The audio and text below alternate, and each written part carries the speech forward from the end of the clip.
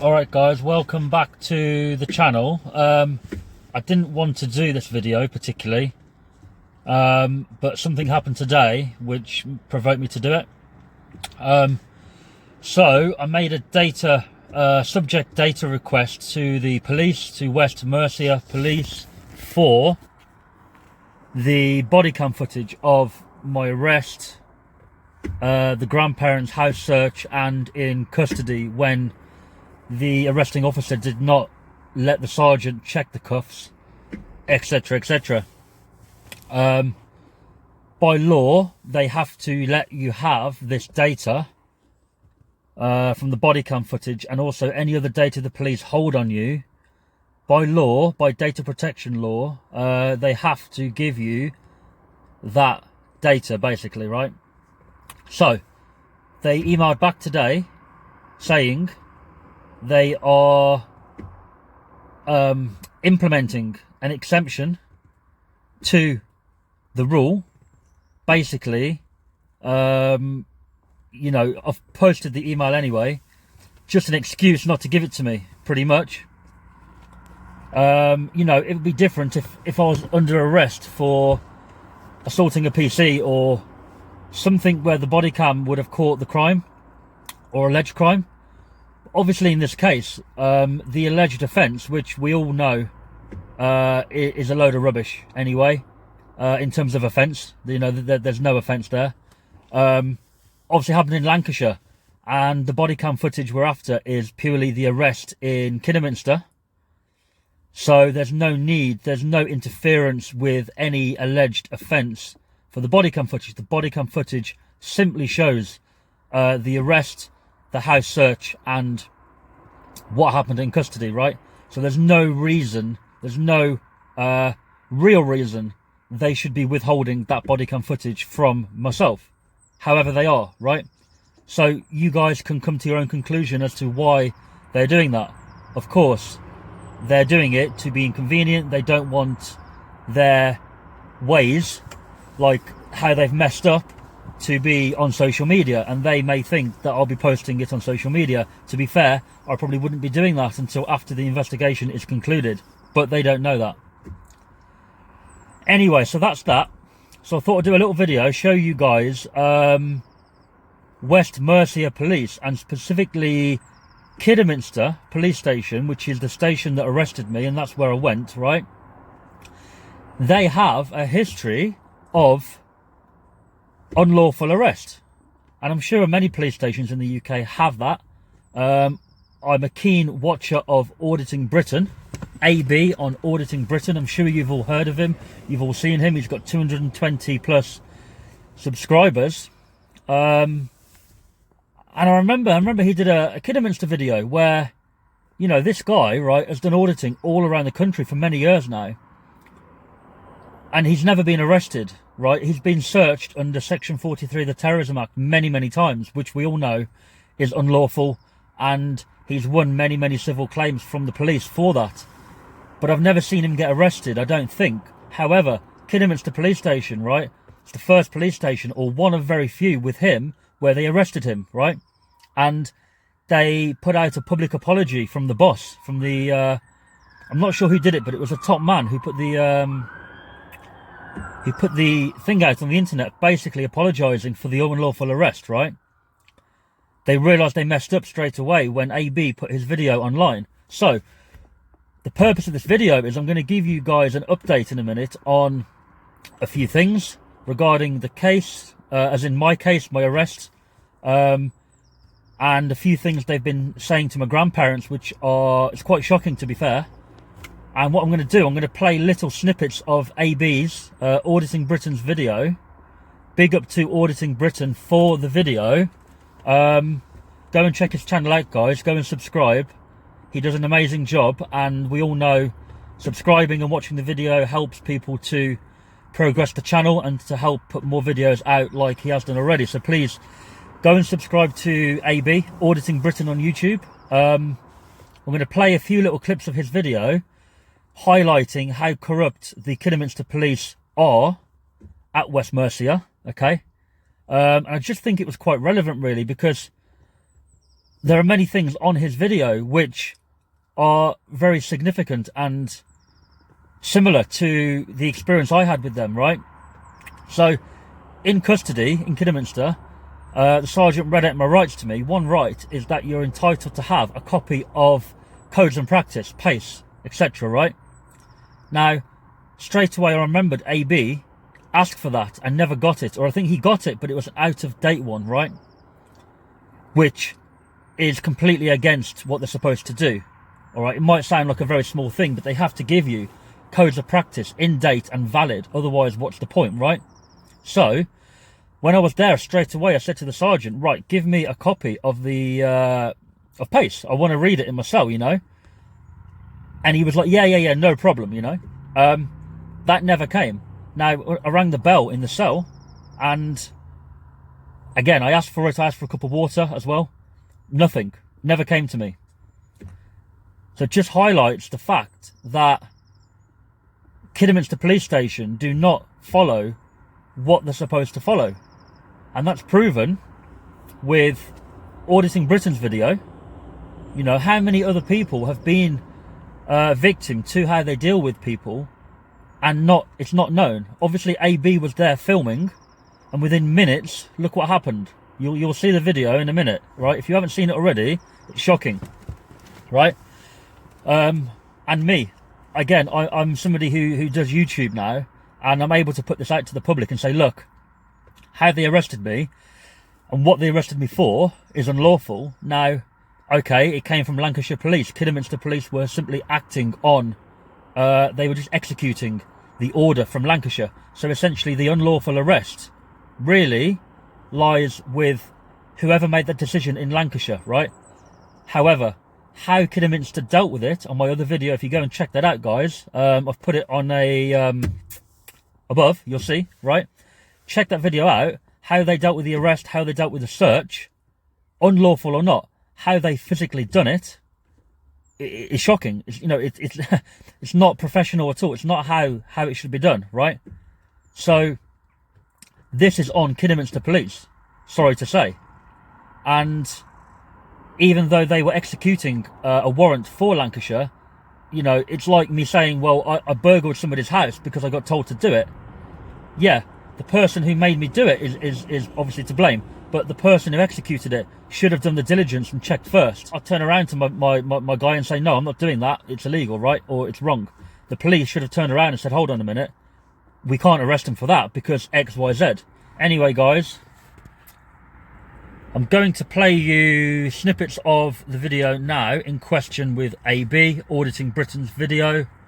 I'm also going to put some photos up of random stuff to do with the police in Kidderminster, and I'm going to talk over it and just let you guys know a few things.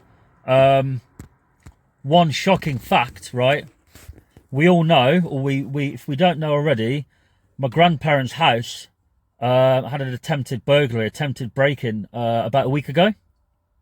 Now, my nan and granddad are 80 plus, and the police were already aware of the high-profile, high-media attention on the whole thing to do with me being arrested and being bailed not to go back to my nan's house at 8 p.m. at night, meaning I had to find somewhere to sleep with no notice. And at the time I had no phone. The police had seized everything, right? Somebody tried to break into my nan's house at 3 a.m. about a week ago over this, right? So the police were told. My granddad reported it. I rang up the following night and they had no report, no evidence of that report, right? Apparently he didn't report it to the right phone number. Now, sorry, but if somebody makes a high-risk call from an address that is already logged as a high-risk address, meaning a response will come out straight away when a phone call comes from that address. That's what the police said, right? So if they are reporting an attempted break-in, the police should link the two together and go, right, it doesn't matter who's reported it or where it came from. We need to go there straight away and put some safety measures in place, right? Now, that didn't happen. It didn't even get logged. Now, the person talking to me refused to log it from me because I'm not the victim. So my nan had to call up the next day, 2 days later, right? 2 days to officially log this, to get safety measures put in place, right? When the police finally came round, they admitted that both times I called and my granddad called, it should, irregardless, have gone to a response to come out, and they apologised for that, right? Now, this is the part I'm getting to, right? So, the police called up my nan the other day and asked her if anybody had been round, right? Now, finally, people had been round. They've come round now. They came around like 4 to 5 times in total after that, right? Fair play to them. You know, when they acted, they actually acted. But get this. The police called up the other day and said, do you think there's a possibility that the break-in was from Curtis, your grandson? And my nan and granddad went mad at them. Like, the police are only concerned with, is it me? Am I breaking my bail condition? I'm bailed not to go there at the moment for whatever ridiculous reason, right? Why would I try to break into my nan's house at 3 in the morning, right? It makes no sense to me. You know, a smart person, if they wanted to do something like that, they wouldn't break in, would they? They wouldn't report it, would they? Like, it makes no sense to me. And the police need to start focusing on the problem in hand here. Like, for example, the neighbour, Daryl Bowden, who lives opposite my nan, he's caused no end of problems. He posted my nan's address on Facebook, the number and everything. That is how whoever came found out the door number was from him, right? The police were notified about him doing that, and they did nothing, right? The week before that, this guy sent me a death threat in a text message, right? I reported it to the police. The police have not done nothing about it, even though a crime was committed, a death threat, malicious communication, right? Oh yeah, that's what I'm on bail for. They haven't done nothing about it. They only went to go and give him words of advice, right, after the address was posted on Facebook and after the attempted break-in. Why? Now, about a month ago, I reported the same guy again. Why? I was driving my car and he was in his van near where my nan lives, right? And I drove past him and he followed me, blocked me into a car park, got out of his van, and there was a little girl in the car, in the van. I don't know who, whether it was his daughter or I don't know, but there was a girl in the van, right? I couldn't see properly. And he's got out of the van and I just bought my car. My car was pretty much new, right? So I'm thinking in my head, this guy's going to damage my car, yeah? So I stayed in my car and he's gone crazy. He's punched my side window, that window there. Yeah, he started to punch it like a madman. I've got it on video.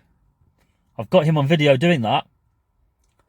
And then when I started to record him, when he realised I was recording him, he goes, oh, you're going to record me, are you? And he walked off, got in his van, and he drove off. I reported that, and it was a criminal damage, attempted criminal damage, something like that, right? Again, the police took 10 days to get back to me about that, and no further action was taken. So this guy that lives opposite me has had 3 things that happen, and they've done nothing about it, right? But then the second that my nan and granddad get breaking into, they ask if it might be me. Me, right? What about him? What about the guy who lives opposite, who's clearly trying to cause a problem for me and for my nan? Because even though my nan is now living there without me, whoever's broke in or tried to break in, he obviously knows who did it, or he could find out if he wanted to, right? It makes no sense to me. So, anyway, rant over. I'm going to show you the parts of the video we're talking about now. And, yeah, Kidderminster Police need to really sort out what they're doing. I noticed you were following me. Is there any reason? Is there a reason why you're filming? Yes. Okay, what's that then? Why are you following me? Why are you following you? Why are you filming? Sorry? Why are you filming? Police officers. Police officer, yeah. Shoulder number? I didn't see it. 1527, and you are? I'm also at the police station. Shoulder number? Why are you filming? Shoulder number? Why are you filming? Shoulder number. That's the question. Are you a PC? No, I'm a DC. Oh, if you're not, you're a DC, so you need to give me a shoulder number. My card number's 926. So, as you can see at the beginning of the video, the DC did not want to give her collar number, and she was just acting like she's the boss, and no matter what happens, you need to account for yourself. You need to give an answer as to why you're filming outside a police station. Now, we all know You don't have to do that at all.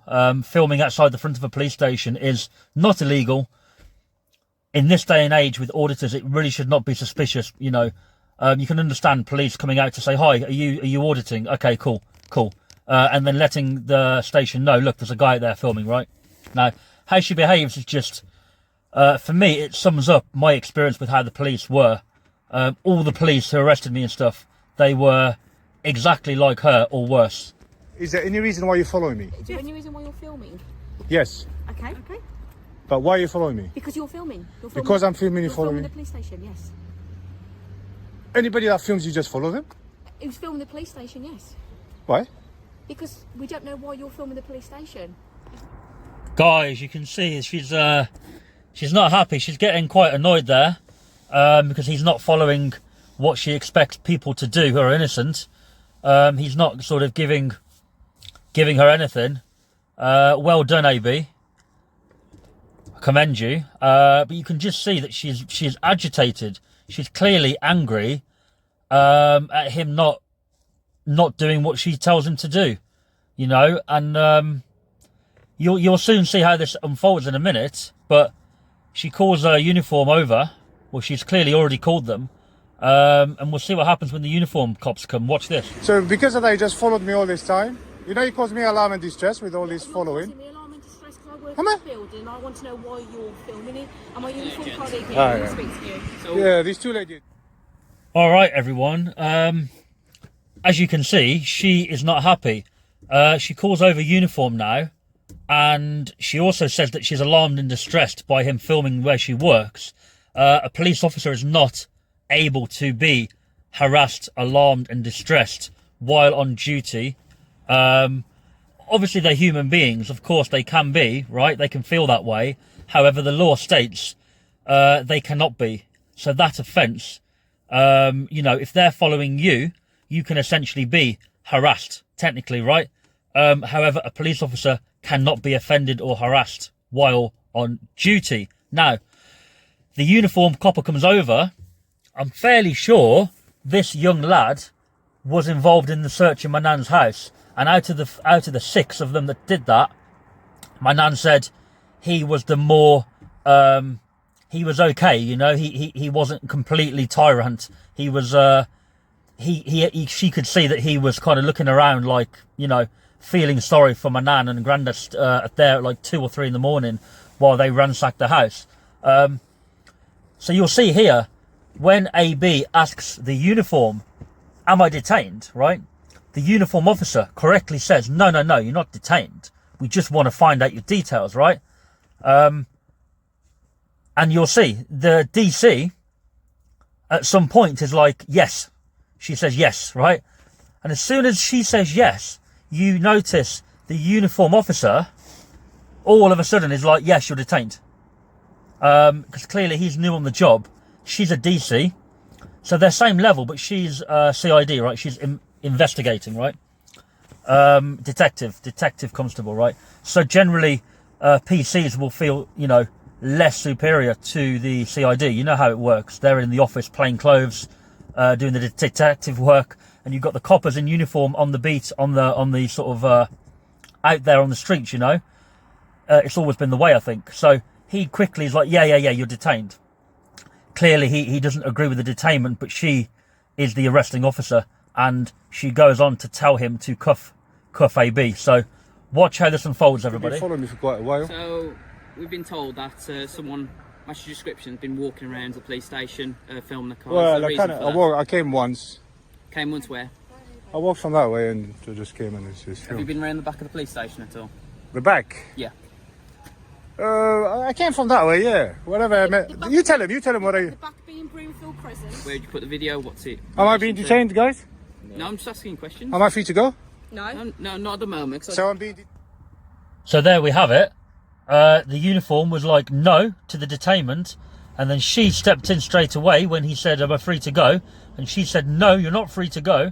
And as soon as she said no, the uniform flipped and basically said, no, you're not free to go. So the uniform officer's decision was initially, you are not detained. Because he knows that's the law. You know, that was the right thing to say. No, you're not detained. AB would have then walked off, and it would have been end of. She escalated this, and he felt less superior, maybe less experienced, and he's gone along with what she said, rather than sort of say, hold on a second. Took her to the side and said, look, we can't detain him for this. It's not right, you know. Maybe a more experienced officer would have done that. Anyway, watch how this unfolds. I'm asking you questions. No. Am I being detained? Well, asking questions about why you're filming. And I just told you. Matters of public interest. I'm making a video over the police. Am I being detained? You are being detained for questioning, yes. Which section? Oh my God. So you can't detain somebody for questioning. That's not how it works. You arrest them on suspicion of an offence and then you question them. You can't detain somebody for questioning. She just doesn't like the fact that he won't give his details, and she's using every power she can possibly try to try and get his details. But the problem is, under the Terrorism Act, Section 43, you are not obliged to give your details. They can search your phone and they can seize property and they can search you. But they cannot. You don't have to give details under that act, under that law. Detain me order. I have just watched you walk to the front of the police station and film inside that police car. Correct. Okay? So we are asking you why you are doing that. I need to tell you. I'm detaining you under the Terrorism Act at this moment in time. Which section? Okay? Please give me your name. Are you fine to give me your name and address? Because the next step is to arrest you. It's as simple as that. Hang on, okay. So now pointing out the very obvious, threatening to arrest somebody for not giving their name and address or their details is unlawful. They can't do that. The police cannot arrest you to give you your details unless they suspect you of committing an offence. So she basically is using her power to threaten somebody, to scare them into giving their details, because the person may well give details to save the inconvenience of being arrested. I certainly not sure what I would do in that situation, because, you know, it's horrible being arrested. You have your liberty taken away, and you have to sort of do what they tell you for the 12 or 24 hours when they keep you, and it is frustrating and it is inconvenient. So she's using that to try and scare him into giving details. Which section? Are you failing to give me your name and address? Officer, listen to what I'm saying. She's You need to tell me which section you detained me under. I have asked you. You are acting suspiciously. Okay. I have a reason I want to to. question you. Don't worry, yeah. I have a reason to question you about it. Yeah. You don't need to challenge me. Just simply give my colleague your name, your date of birth, Okay. and then we can find out more as to. All right. Okay. At the moment, I need. Simple as this. Okay, you've got two options. Give us your details, Yeah. or you get arrested. So, do I have to give you my details? Yes. Under which law? Under the policing law, if you refuse. Under what? If you refuse, I'll simply arrest you. Not a problem. Wow, oh, wow, guys. More threats, and under the policing law. What is the policing law? You can see when AB, Auditing Britain, is like, what? Under what? They don't know what they're talking about at the end of the day, and they're digging themselves deeper and deeper. And this is to highlight, really, that Kidderminster Police Station, West Mercia Police, it's not their first rodeo. How they dealt with me was a mistake, and we will see what happens regarding that, but it's not the first time. And I'm trying to highlight here that there are other people who have been victim to how they deal with things, and AB, unfortunately, was one. Unfortunately, he had to go through that to highlight it. Which law? Right there. I can take you right. To give you details. Yeah. Arrested or to ascertain your address and name. The Terrorism Act. Vehicles. Yeah. We have no understanding of why you're doing that, and by arresting, if you don't give details. All right. Okay. I am filming. Yeah. So what was he on about there? Guys, if you replay that, look at his facial expression. He kind of lost himself with words there. I don't blame him. He's clearly new on the job, inexperienced. He's been called over to deal with a situation where the ununiformed officer is, and she's executing clearly a detainment, and he's probably can see it coming, that there's an arrest coming, and he realises it's not going to be lawful or right. And you can see he's kind of stumbling for his words, really. He's almost trying to justify it enough so that her arrest is not as bad as it's going to be. You suspect me that I'm a terrorist? No, because you're refusing to give your name and address. Yeah, but I ask you which... So, guys, she's dropped herself right in it there, because to detain somebody under the Terrorist Act, you have to reasonably suspect that they are a terrorist. He's just asked her, do you suspect I'm a terrorist? And she's replied, no, we just want your details, basically. And that's where she messed up big time. And the arrest, shockingly, yes, he gets arrested, that follows that's why it's so unlawful, because she's almost confirmed that there's no suspicion even for the detainment itself, let alone an arrest. We're asking you your personal details, you're refusing to give them. I don't have you'll to. be arrested. So, you're under arrest. It's a Okay. county cuffs plea, kick off for me. It's now 16:25 hours and you're under arrest. You don't say anything, it may harm your defence if you do not mention when question something which later on in court you could do say maybe giving evidence. Alright, I'm not going to be aggressive. So, he was arrested for what? She said, I'm arresting you under suspicion of what? What offence was he arrested for? Now, he goes on to explain that when he got to the custody desk in front of the custody sergeant in the police station, the custody sergeant had to go somewhere else and ask another sergeant for advice, second opinion, whether there was anything that he could technically be even booked into custody for, right? And apparently there was something to do with harassment, alarm and distress to the police officers, which again is not lawful. So they kept him in for that reason. And then he was released without charge 5 hours later.